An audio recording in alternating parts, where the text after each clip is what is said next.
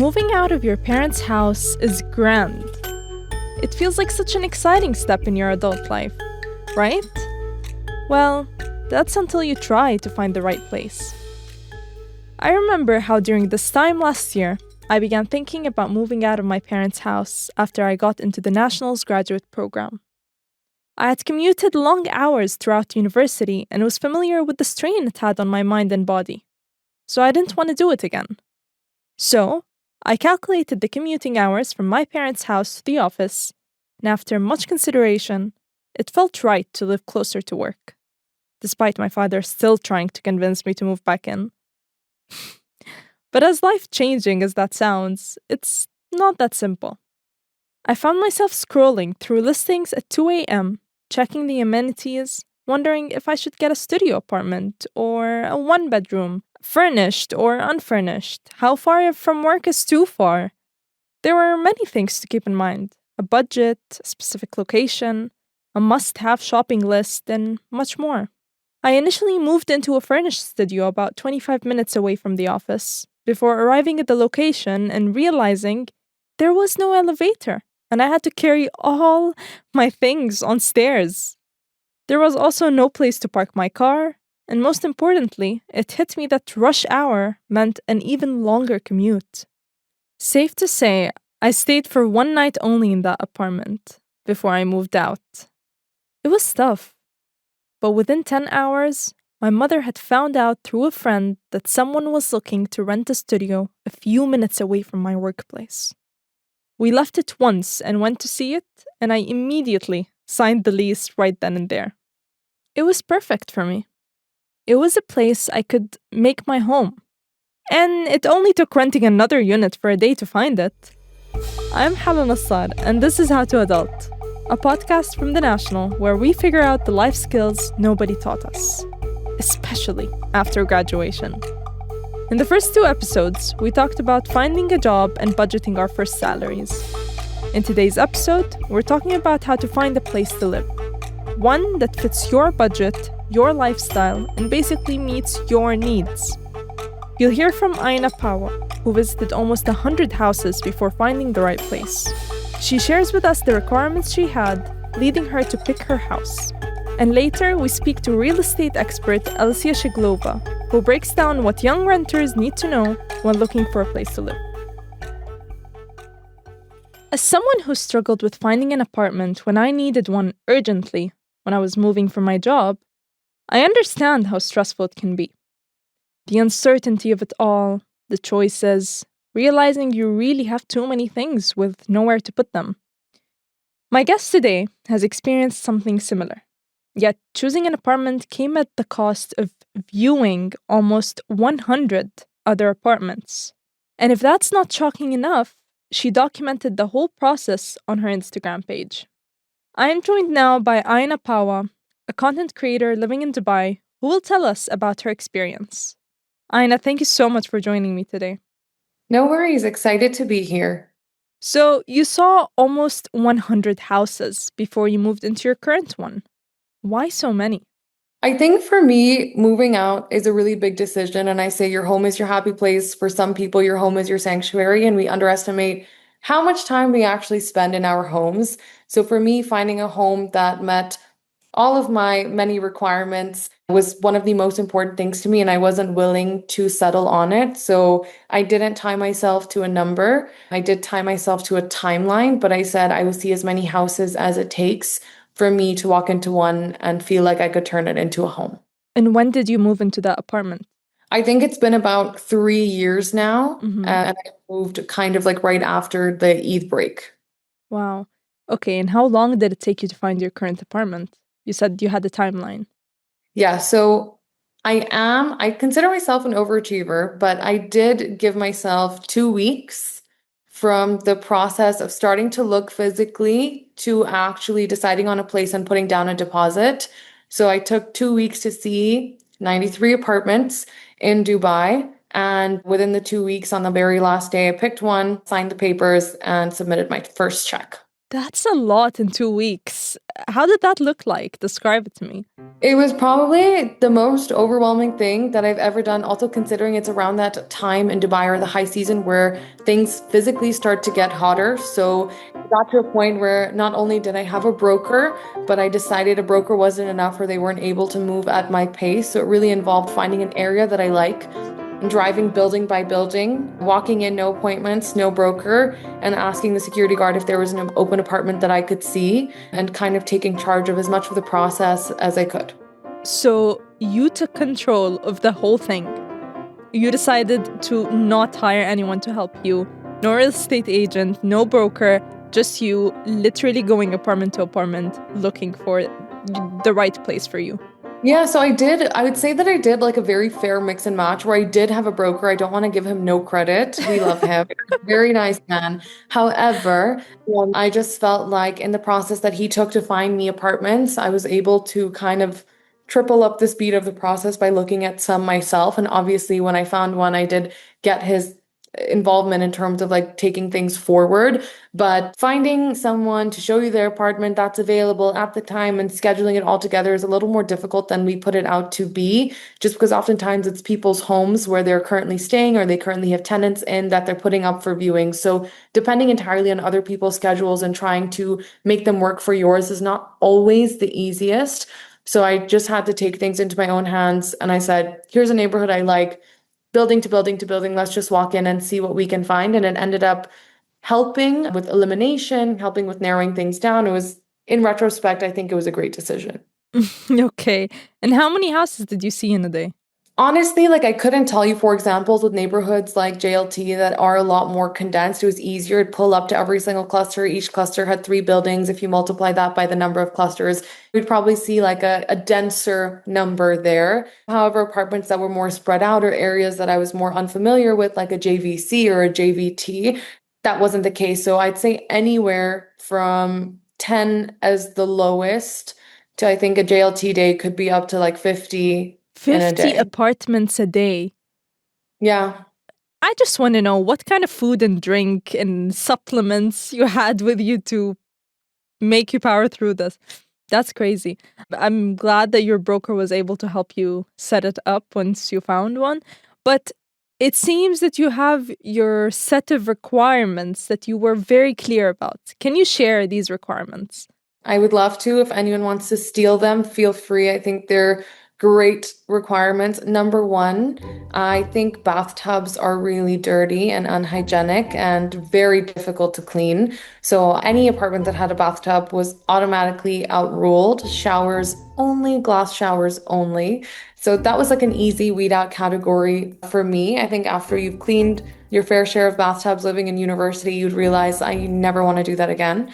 I think another thing for me were big windows. I think that light is a really powerful thing. It's a really energizing thing. You'd think we get enough of it in Dubai, but oftentimes you're stuck in an office, you're stuck in a building, and you don't realize like light actually makes you happier, for me, more productive. It really opens up a space. So big windows were also a priority for me.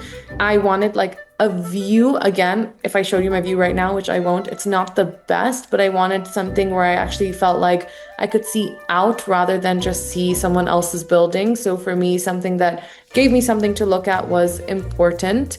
Proximity to my office place. I do work full-time and I do part-time content creation. I don't drive in Dubai, unfortunately, so I had to prioritize proximity to the office without taking a highway, in my case, was my goal. And then proximity to necessities. So for me, I have in walking distance a supermarket, I have, like a hair salon, nail salon, and I have a pharmacy. Again, it doesn't go against anything when it comes to like Dubai and the quick commerce landscape. You can get everything in 12 minutes. Every other app is like 1 minute less than the other. But I think for me, I wanted to make sure that I'm living somewhere where there are things around. I think those were probably some of my like bigger aesthetic requirements. I knew that I wanted a 1 bedroom. I love to host. In my group of friends, I'm the hoster of the group. So I wanted to make sure that I had a space that was for me, but also just as much for all the people that I love. And so that meant a 1 bedroom apartment. That also meant it needed to have 2 bathrooms because my bedroom is my space and no one is going in there except me and no one is using my bathroom except me. So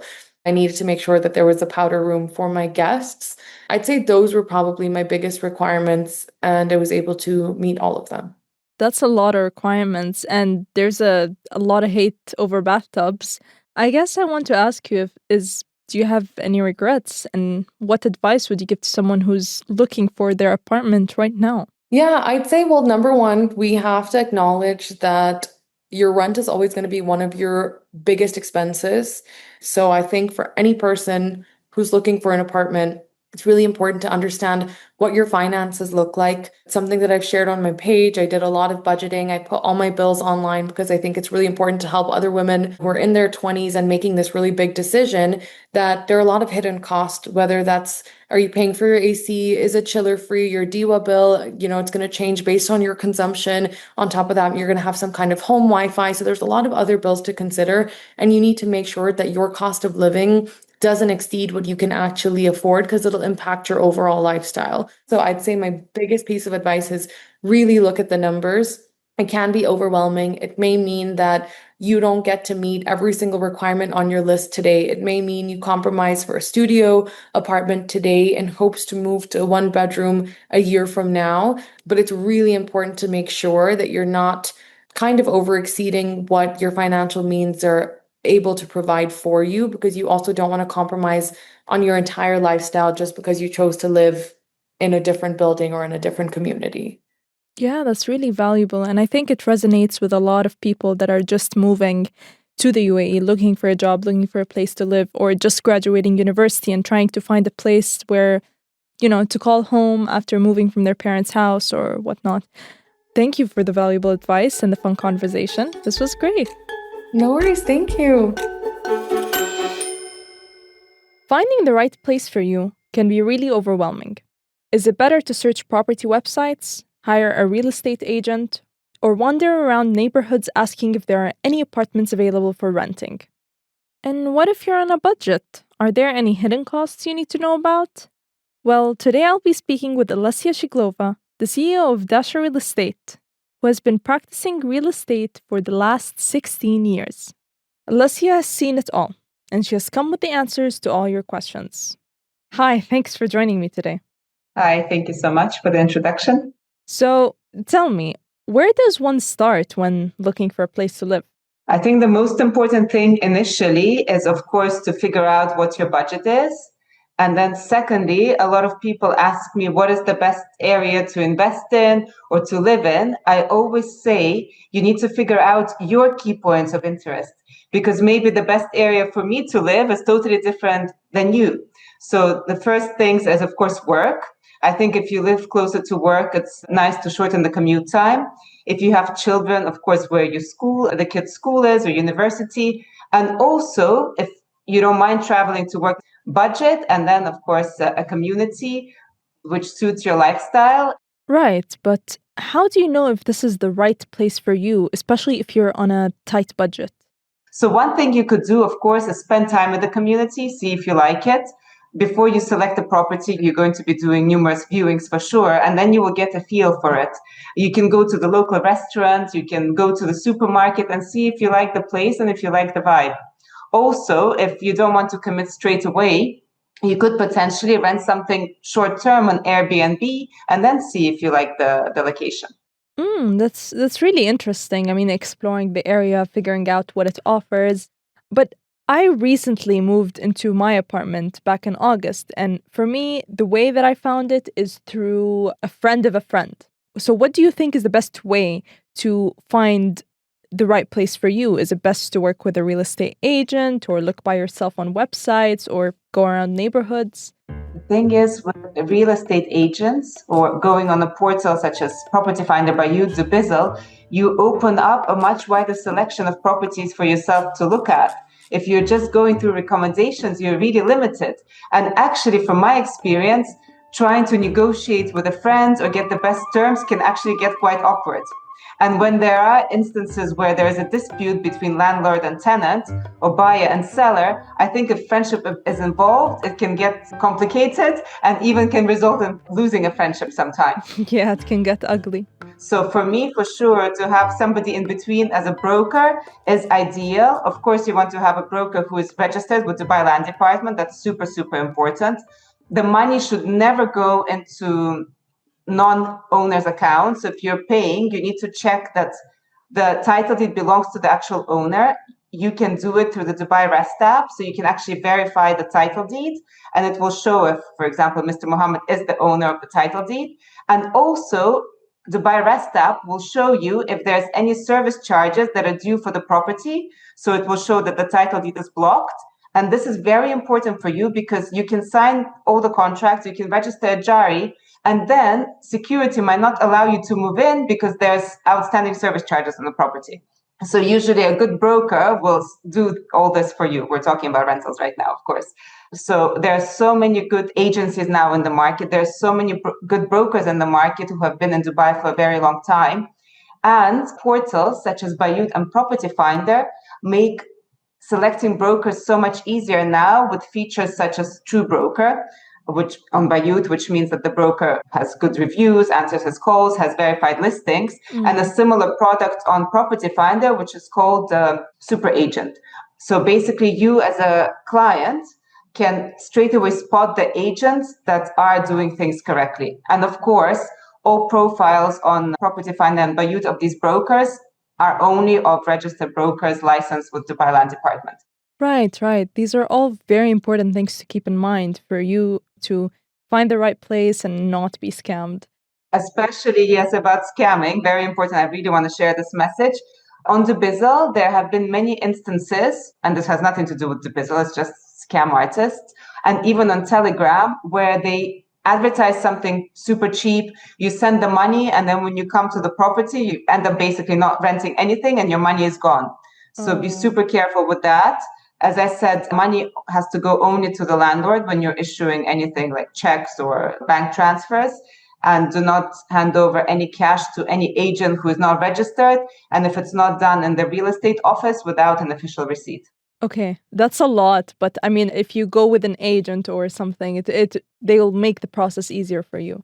Yes, but just also don't be too trustworthy, because I've had clients come to the office with fake receipts, as in like some agent forged receipts to make it look like Dacha's receipts. And they came and they said, oh, we gave this guy this much money. And where is he? He said he works here. And this agent was never, obviously, we've never heard of him, never under our visa, didn't have a broker card, and issued some fake receipts. So that's why I always say better not to use cash and check the broker cards and do it in the office of the agency. These seem like challenges that people could face. What are some other challenges that you are expected to face if you're looking for a place to rent? The important thing is the maintenance inside the apartment. Sometimes the owner or the agent will say, yes, it will be done, don't worry.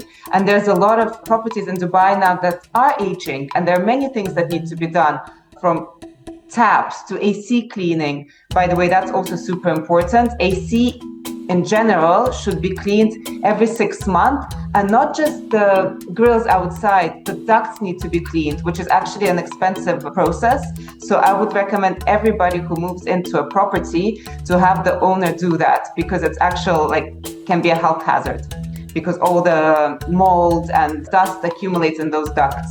So digressing a little bit, make sure that whatever you want to be fixed before you move in is written in the contract. Because sometimes it could be empty promises and you could move into an apartment and things will not be fixed. Secondly, there has to be a clause in the contract that states that, depending on the price of the property, but usually minor maintenance below 500 dirhams is responsibility of the tenant, and anything above that is responsibility of the landlord. Because in the end of the day, you're paying the landlord to live in a safe and functioning environment. Then another common thing that happens is, in the end of the tenancy contract, the owner can say, oh, you're paying 50,000 per year now, but now I can see that the market rate is 60,000, so I will only renew at 60,000. This is not allowed. The owner needs to give the tenant 3-month notice, written notice, but also with the rent increase only approved by Dubai Land Department. So there's something called the Dubai Rental Increase Calculator. So if you put it in Google, Dubai Rental Increase Calculator, you input your building name, how much you're currently paying, and then the calculator will tell you if the landlord has the right to increase your rent or not. And in most instances, it is not. And the maximum ever that the owner can increase your rent is by 20%.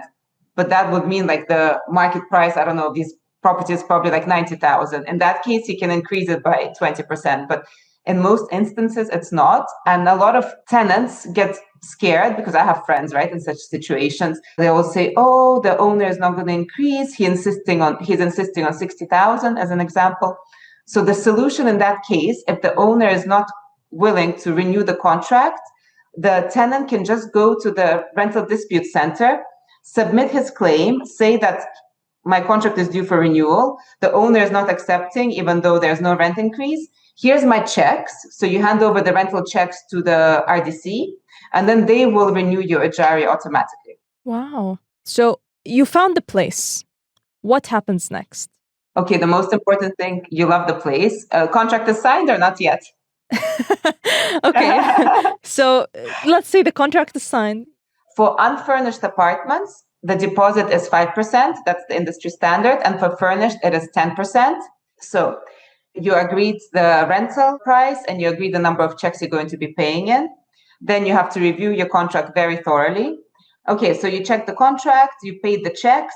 The first thing you need to do is register your Jari, because that's what will protect you in case there are any disputes. That is your legal document that you are rightfully and lawfully occupying the property. Then you will have to, of course, register DEWA, which is Dubai Electricity and Water Authority. And in some buildings, there's also a separate fee for AC, which is called chiller. So apart from budgeting for the rents that you're going to be paying monthly, you also have to budget for your utility fees. I think due or Etisalat is minimum 300 dirhams a month for your internet. And yeah, that's it. And then you move in. Also good idea if it's an older building to get the owner to do pest control. Oh, that's good, especially in the summer. I mean, it's a lot. Yeah. Mhm. Okay, my last question to you is, what's your best piece of advice when renting a place? Number one thing, of course, to make sure that that's the number one thing, that it's the rightful owner and that you're paying money to the rightful owner. That's the most important thing. And then, as I said, to make sure that you have a Jari, to make sure that your owner will be responsible for all the maintenance. Also, a really good thing to do is to rent a unit that is under property management with somebody. So, for example, we offer a lot of our owners who are overseas. They're not going to care if you have a leak or whatever, right? So a lot of owners overseas pay an agency for property supervision. So in that case, you always reach out to the agency and they'll make sure all your issues are sorted. I think that can be very, very helpful. Great. Thanks so much for joining me today, Alessia. It was really enjoyable having you, and I learned a lot. I'm sure our listeners will also learn a lot when looking for a place to rent. Thank you so much, Hala. Looking for a place to live can be overwhelming, but don't fret. With the right requirements that suit your needs and the willingness to find the right place, you can succeed. It's also important to have somebody to help you navigate it, whether that's a parent, friend, a real estate agent, or a broker, to help you stay aware of the necessary steps and hidden costs. Good luck! If you find this episode useful, please share it with a friend and leave us a word so we know we're doing well. If you're interested in knowing how to budget your finances, do check out our previous episode where we learned how important budgeting can be and some creative methods to do just that. Please remember to follow and subscribe to this channel and get in touch with us at thenationalnews.com on Instagram or at The National News on TikTok, where a video version of this series will be published. Leave us your comments or questions there so we can learn how to adult together. I'm Hala Nasar, the host and producer of this series. This episode was audio engineered by Arthur Edison, and Dua Farid is our editor. I'll see you next week.